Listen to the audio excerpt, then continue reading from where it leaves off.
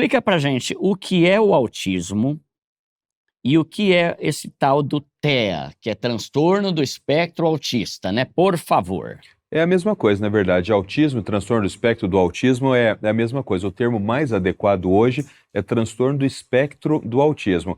Essa palavra espectro, ela é absolutamente fundamental, porque ela dá várias noções, né? Mas essa noção espectral clínica, ela é muito importante. Ou seja, você pode ter uma criança autista que nunca vai falar na vida, que nunca vai aprender a ler, que nunca vai aprender a escrever, que nunca vai se comunicar, que não mantém interação social com outra criança, até um adulto autista. A gente teve recentemente o diagnóstico tardio, por exemplo, da Letícia Sabatella, e você veja, ela é autista, é uma autista nível 1 de suporte, e você veja, o diagnóstico foi muito tardio. Vários outros, Elon Musk tem diagnóstico de autismo nível 1. O Messi falam que tem autismo, não é? Mas não é verdade. Ah, não é? Não. Mesmo? Isso é um mito. Isso é um mito que na comunidade ele sempre é desfeito assim. Ele tem transtornos de ansiedade e tal, mas ele não é autista. Anthony Hopkins teve um diagnóstico muito tardio de autismo. Então você veja, pessoas que passaram a vida inteira aparentemente dentro da normalidade, né?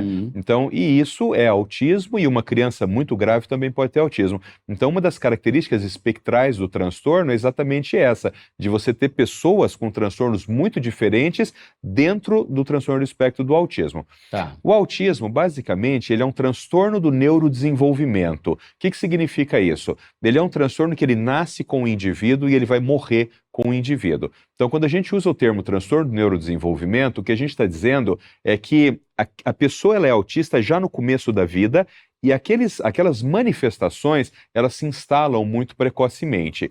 E aí o diagnóstico do autismo, ele é um diagnóstico extremamente complexo, mas assim, para facilitar para o pessoal que está assistindo, para ser uma coisa útil.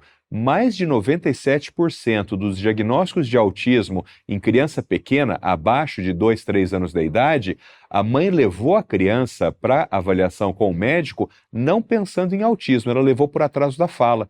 Então, Duda, eu sempre digo assim para os meus colegas médicos, né? Se você não quiser estudar autismo, não estude autismo, mas estuda desenvolvimento de fala em criança. Porque se você perceber que há uma alteração na aquisição da linguagem falada daquela criança e você não sabe o diagnóstico, encaminha para um fonoaudiólogo, encaminha para um neuropediatra, encaminha para um psiquiatra da infância e adolescência, porque ele vai ser capaz de pegar esse sintoma do atraso da fala e colocar isso dentro de um transtorno. Então, normalmente, isso começa com atraso de fala.